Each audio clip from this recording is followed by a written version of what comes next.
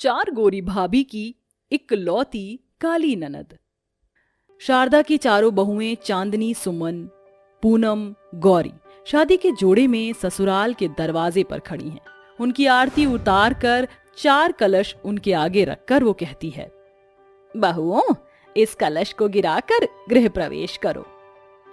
गृह प्रवेश के बाद चारों अपनी सास के पैर छूती हैं। तभी पड़ोसन मंजरी कहती है, क्या बात है शारदा, तेरी तो 10 उंगलियां घी में है, चारों बहुएं चांद का टुकड़ा है, जितनी सुंदर है उतनी ही संस्कारी भी।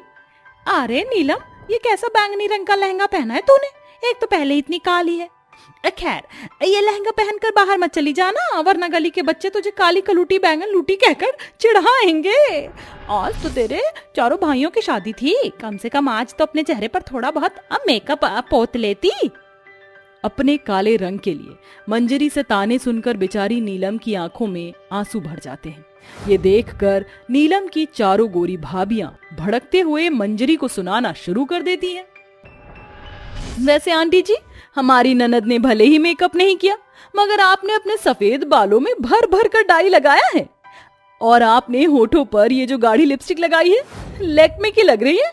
मेरी मानिए तो बिना मास्क के गली में मत जाना, वरना बच्चे बोलेंगे बूढ़ी घोड़ी लाल लगाम। ये सुनकर 60 साल की मंजरी चिढ़ जाती है। अरे शारदा, तेरी ये बहुएं तो बड़ी ही मुंहफट है। आंटी जी, इसे मुंहफट होना नहीं, टैलेंट कहते हैं, जैसे कि आपके अंदर है टॉन्ट मारने का टैलेंट।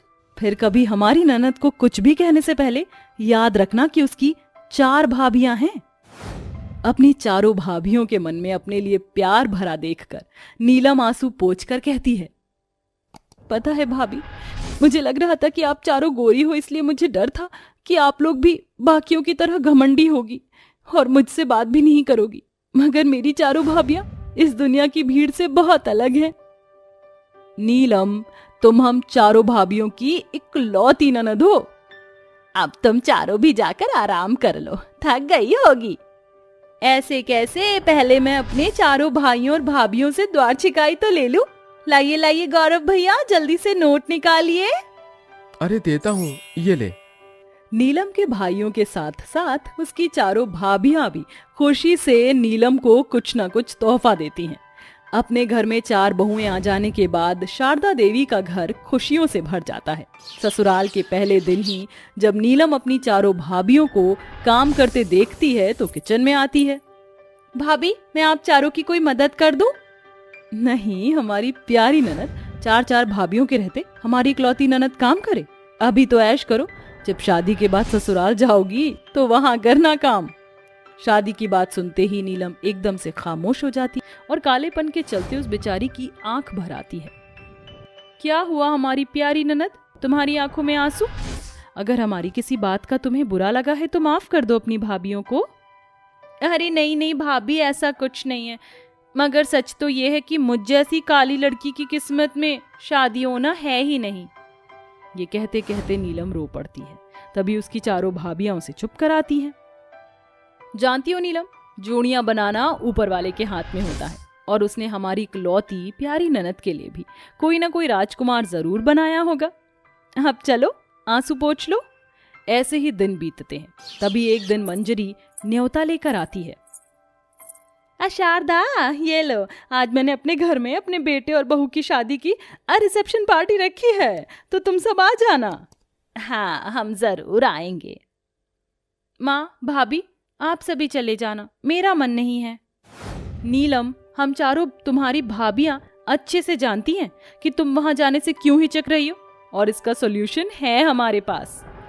इसके बाद नीलम की चारों भाभियां पूनम, सुमन, चांदनी, गौरी उसे कमरे में लाकर बड़े ही प्यार से उसका मेकअप करती हैं, तो कोई उसकी चोटी बनाती है। नीलम, जरा एक बार खुद को शीशे में तो देखो। अपने आप को इतना खूबसूरत देखकर नीलम बहुत खुश होती है। थैंक यू सो मच भाभी, मैं तो कभी सोच भी नहीं सकती थी कि मैं इतनी सुंदर भी लग सकती हूँ। तो अब चलें? नीलम अपनी माँ और अपनी चारों भाभियों के साथ रिसेप्शन में आती है, जहाँ मंजरी सभी के सामने नीलम की झूठी तारीफ की आड़ में उसकी बहुत बेइज्जती करती है।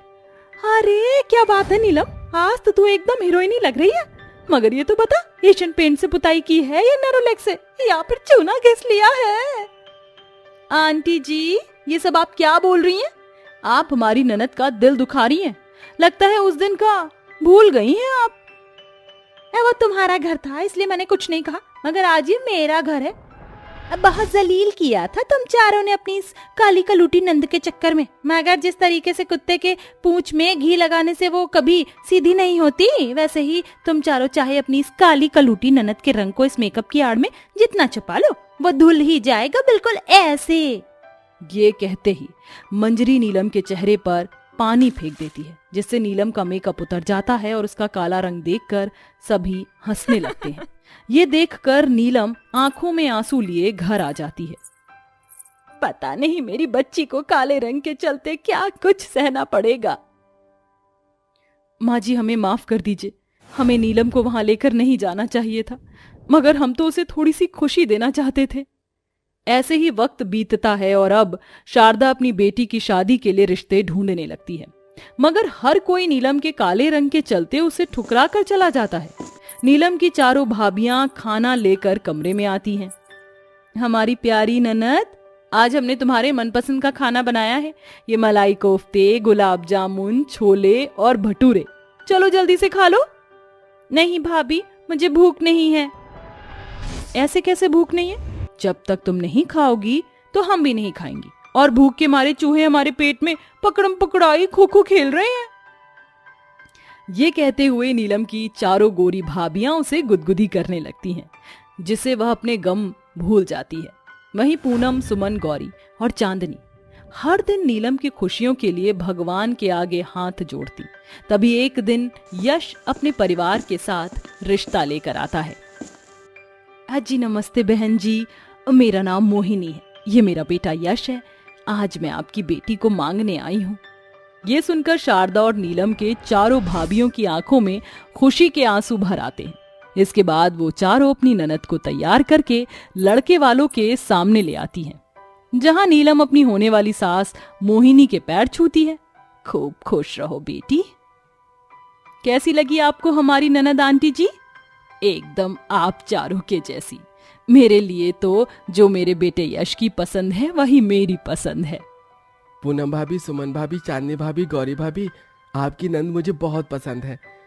जब से मैंने रिसेप्शन पार्टी में इन्हें पहली बार देखा था।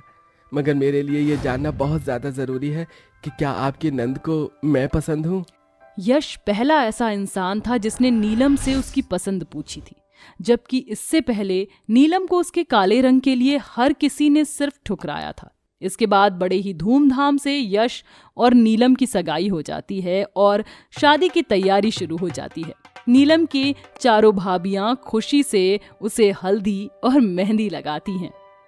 भगवान करे ये हल्दी और मेहंदी का शुभ रंग हमारी इकलौती ननद की आने वाली जिंदगी को खुशियों से भर दे। भाभी, आज हमारा ये घर हमारी ननद के होने से खुशियों से भरा हुआ लग रहा है, मगर 2 दिन बाद हमारी ननद हम चारों भाभियों को रुलाकर हमें छोड़कर चली जाएगी। इस बात से नीलम और उसकी चारों भाभियों की आंखें नम हो जाती हैं।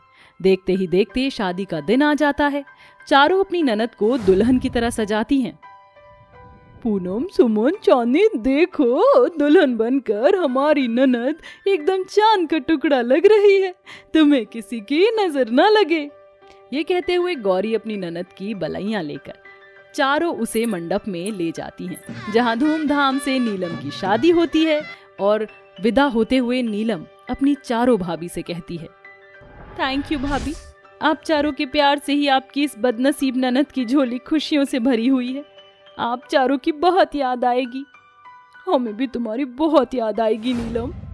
इस तरह से चारों गोरी भाभियां अपनी काली ननद को खुशी खुशी विदा करती हैं।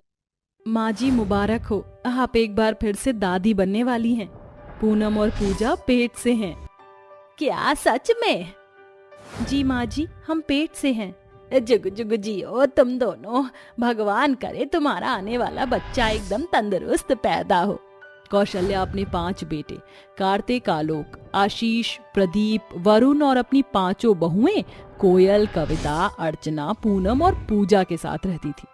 कोयल और कविता गर्भवती होती हैं, जिसके कुछ दिनों के बाद पूनम और पूजा भी गर्भवती हो जाती हैं। कौशल्या के पांचों बेटे एक फैक्ट्री में काम करते थे, जिससे उनके घर का गुजारा ठीक ठाक हो जाया करता था। कार्तिक, आलोक, आशीष, प्रदीप और वरुण, ये लो इस महीने का सारा हिसाब। लेकिन मालिक, अभी तो तनख्वाह मिलने में समय है, तो आप अभी से हमें पैसे क्यों दे रहे हैं? क्योंकि मैं तुम पांचों को काम से निकाल रहा हूँ। कल से तुम पांचों को यहाँ आने की कोई जरूरत नहीं है। लेकिन क्यों मालिक? हमारे यहाँ कारीगर ज्यादा हो गए हैं, इसलिए हम एक्स्ट्रा कारीगरों को यहाँ से निकाल रहे हैं। इतना कहकर पांचों भाइयों का मालिक उन्हें उनके पैसे देकर काम से निकाल देता है, जिसके बाद वो पांचों ये सभी बातें अपनी माँ और अपनी पत्नियों को बताते हैं, जिसे सुनकर हे भगवान, मेरी पांचों बहुएं गर्भवती हैं। ऐसी हालत में तुम लोगों का काम छूट गया, अब हम सबका क्या होगा? माँ, आपको फिक्र करने की कोई जरूरत नहीं है। रास्ते में आते हुए हमें गांव के शंभू काका मिले थे। उन्होंने हमें शहर में एक नौकरी के बारे में बताया है। नौकरी बहुत अच्छी है और तनख्वाह भी अच्छी है, इसलिए हम लोग कल ही शहर चले जाएंगे। जितनी जल्दी जाएंगे उतना ही हम सबके लिए अच्छा होगा। भगवान तुम लोगों के काम में तरक्की दे। जाओ बेटा, मैं अपनी पांचों बहुओं का अच्छे से ख्याल रखूंगी। पांचों बेटे अपना सामान पैक करते हैं और शहर की तरफ रवाना हो जाते हैं, जिसके बाद अब घर में कौशल्या अपनी पांचों बहुओं के साथ अकेली रह जाती है। ऐसे ही दिन बीतते हैं और एक दिन अचानक कौशल्या की बहू अर्चना को उल्टी आना शुरू हो जाती है। तुम्हें सुबह से उल्टी हो रही है, तुम ठीक तो हो ना? मेरा मन बहुत घबरा रहा है और कुछ अच्छा भी नहीं लग रहा। खट्टी चीज खाने का मन कर रहा है। मुझे लग रहा है कि अर्चना भी गर्भवती है। शुरुआत में मेरी भी ऐसी ही हालत थी। अर्चना के प्रेग्नेंट होने की ये खबर पूरे घर वालों के लिए एक खुशखबरी थी, लेकिन कहीं ना कहीं इस बात का उन्हें एक दुख भी था। कौशल्या को पहले ही अपनी चारों गर्भवती बहुओं का ध्यान रखने में काफी दिक्कत परेशानी हो रही थी। अब पांचवी बहू के गर्भवती होने पर कौशल्या की परेशानी और बढ़ने लगती है। ऐसे ही दिन गुजरते हैं और बारिश का मौसम शुरू हो जाता है। रात में सारा परिवार सो रहा होता है कि तभी उनके छत से पानी टपकने लगता है। ये पानी कहाँ से टपक रहा है?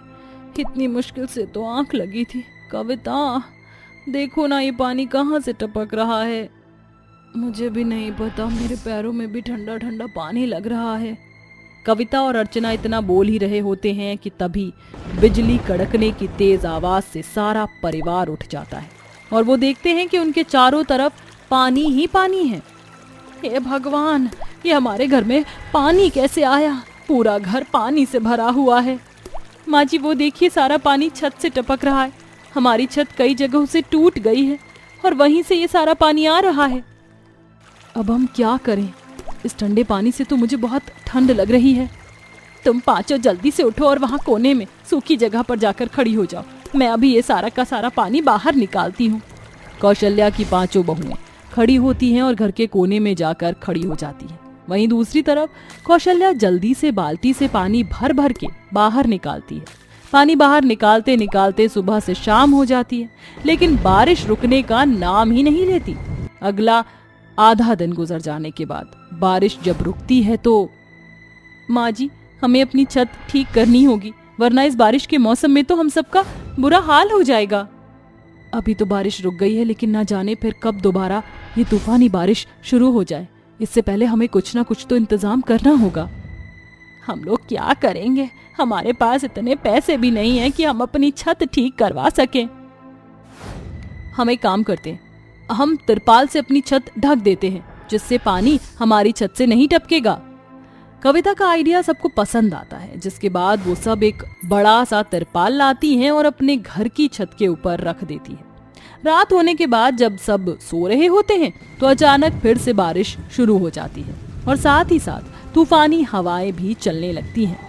हवाओं के चलते ही तिरपाल हवा में ही उड़ जाता है और फिर से घर में बारिश का पानी टपकने लगता है और इस बार बारिश के पानी के साथ साथ छत की मिट्टी भी गिरने लगती है, जिसे देख कौशल्या कहती है, हे भगवान, लगता है कि छत गिरने वाली है। बहुओं, जल्दी से उठो, हमें इस घर से फौरन बाहर निकलना होगा, वरना इस छत के नीचे दब के हम सब लोग मर जाएंगे। कौशल्या के इतना कहते ही कौशल्या की पांचों बहुएं उठती हैं और जल्दी से अपनी सास के साथ घर से बाहर निकल जाती हैं। उनके घर से बाहर निकलते ही उनके सामने उनका पूरा घर टूट के बिखर जाता है। अपने घर को ऐसे टूटता देख पांचों बहुएं और उनकी सास की आंखों में आंसू आ जाते हैं। अब हम लोग कहाँ रहेंगे? इस बारिश में कौन हमें सहारा देगा? तुम पांचों फिक्र मत करो, वो देखो सामने वो पेड़ है, हम लोग आज रात उस पेड़ के नीचे ही बैठकर अपनी रात गुजारते हैं। सुबह होने के बाद हम अपने रहने का इंतजाम देखेंगे। कौशल्या के इतना कहते ही पांचों बहुएं और कौशल्या जाकर उस पेड़ के नीचे बैठ जाती हैं और सुबह होने का इंतजार करती हैं। सुबह होने के साथ साथ बारिश भी थम जाती है। बारिश तो रुक गई है, लेकिन न जाने कब ये बारिश दोबारा शुरू हो जाए। हमारे पतियों का भी कुछ अता पता नहीं है। जब से शहर गए हैं ना ही तो कोई खबर आई है और ना ही कोई चिट्ठी। हो सकता है वो कोई परेशानी में हो। मुझे यकीन है हम सबके पति जल्दी वापस आएंगे, लेकिन फिलहाल हम सबको कहीं ना कहीं रहने का इंतजाम तो करना होगा। माँ जी, क्यों ना हम लोग घास की झोपड़ी बनाएं? घास पानी को अपने अंदर अवशोषित कर लेती है, जिससे पानी अंदर नहीं आ पाएगा और हम इस तूफानी बारिश में भी आराम से रह सकते हैं। कौशल्या और बाकी सबको कोयल का ये आइडिया पसंद आता है, जिसके बाद कोयल और बाकी चारों बहुएं मिलकर बहुत सारी घास इकट्ठा करती हैं और 2 दिन की लगातार मेहनत के बाद वो पांचों अपना घास की झोपड़ी बना लेती हैं। जिसके बाद अपनी सास के साथ पांचों बहुएं उस घास की झोपड़ी में अच्छे से रहने लगती हैं। बहुओं, मैं बहुत खुश नसीब हूँ कि तुम पांचों जैसी बहू मिली है मुझे। तुम लोगों ने ऐसी हालत में भी हम सबके रहने का इंतजाम किया और मेरा एक माँ की तरह ख्याल रखा। तुम लोगों ने मुझे कभी ये एहसास नहीं होने दिया कि मेरी कोई बेटी नहीं है। कौशल्या इतना बोल ही रही होती है कि तभी कौशल्या की घास की झोपड़ी के बाहर दस्तक होती है। जिसके बाद जैसे ही पूनम अपनी घास की झोपड़ी का दरवाजा खोलती है तो देखती है कि उसके सामने उन सबके पति खड़े हैं। अपने पतियों को सामने देखा और अपने बेटे को देख सबकी आंखों में आंसू आ जाते हैं। हमें तो लगा कि आप लोग हमें शहर जाकर भूल गए हैं। ऐसा नहीं था। हम लोग जब शहर गए तो हमें नौकरी तो मिल गई, लेकिन हमारा सेठ हमें पैसे देने में आनाकानी कर रहा था। पैसे ना होने की वजह से हम तुम लोगों को ना ही तो पैसे भिजवा सके और ना ही चिट्ठी लिख सके। लेकिन आखिरकार आज हमारे सेठ ने हमारे पैसे दे दिए और हम वापस आ गए। हम लोगों को जाने के बाद तुम लोगों को जितनी भी परेशानी हुई है, अब तुम लोगों को उस परेशानी में नहीं रहना पड़ेगा। आलोक की बात सुनकर सारा परिवार खुश हो जाता है। जिसके बाद आलोक और उसके चारों भाई जो शहर से कमाए हुए पैसे लाए थे, उन पैसों की मदद से वो अब गांव में ही अपना एक नया काम शुरू कर लेते हैं और साथ ही साथ एक बड़ा घर भी ले लेते हैं, जिसमें अब सारा परिवार खुशी खुशी एक साथ रहता है।